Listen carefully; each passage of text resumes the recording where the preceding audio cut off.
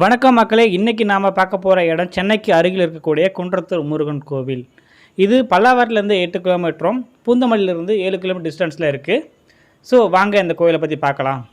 கோவில் டைம் பார்த்திங்கன்னா காலையில் 6 மணிலேருந்து மதியம் 1:30 வரையும் இருக்குது. மறுபடியும் திரும்ப மாலை 3:30லேருந்து 8:30 வரையும் இருக்குது.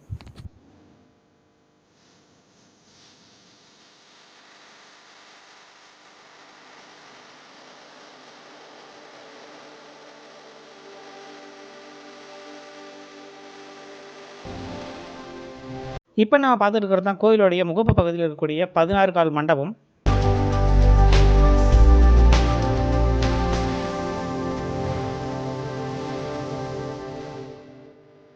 நாம் படிக்கட்டுக்கு முன்னாடி நிற்கிறோம். இதோடைய மொத்த படிக்கட்டுகள் பார்த்திங்கன்னா 84 படிக்கட்டுகள் இருக்கும். இந்த கோவிலில் படிக்கட்டுகள் மட்டும் இல்லாமல் நாம் கார்லேயோ இல்லை பைக்லேயோ வரதுக்காக இன்னொரு தார் சாலை அமைக்கப்பட்டிருக்கு. இந்த கோவிலை பற்றி நமக்கு ஒரே ஒரு கல்வெட்டு மட்டும் கிடச்சிருக்கு. அது பார்த்திங்கன்னா கிபி 1726 மதுரை நாயக்கர் காலத்தில் இந்த கோவில் அமைக்கப்பட்டதாக அதில் குறிப்பிடப்பட்டுள்ளது.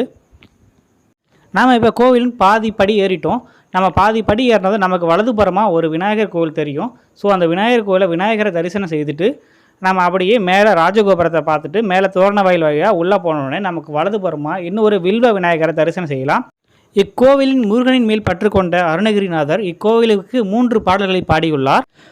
பெரிய புராணத்தை அருளிய சேக்கியார் பிறந்த ஊர் இந்த குன்றத்தூர். இக்கோவிலின் தலவிருட்சம் வில்வமரம்.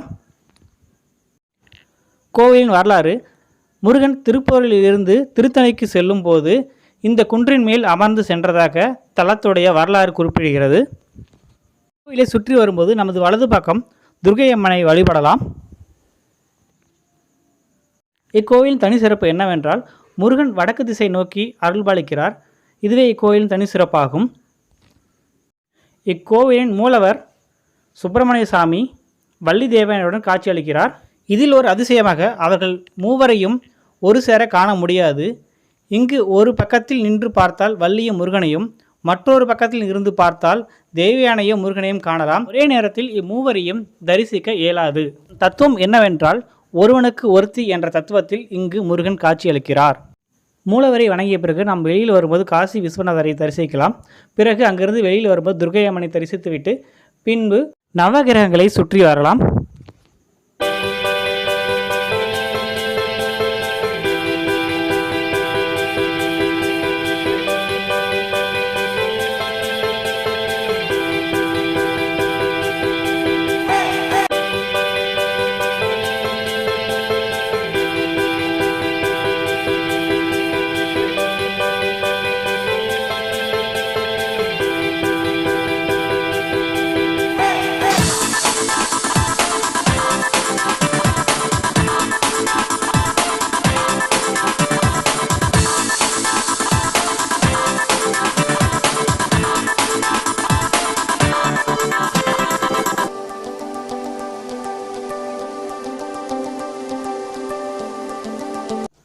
இப்போ நீங்கள் பார்க்கக்கூடிய இந்த தார் சாலை தான் இந்த கோவிலுக்கு மேலே கார் அல்லது பைக்கில் போகிறதுக்காக போடப்பட்டுள்ள தார் சாலை.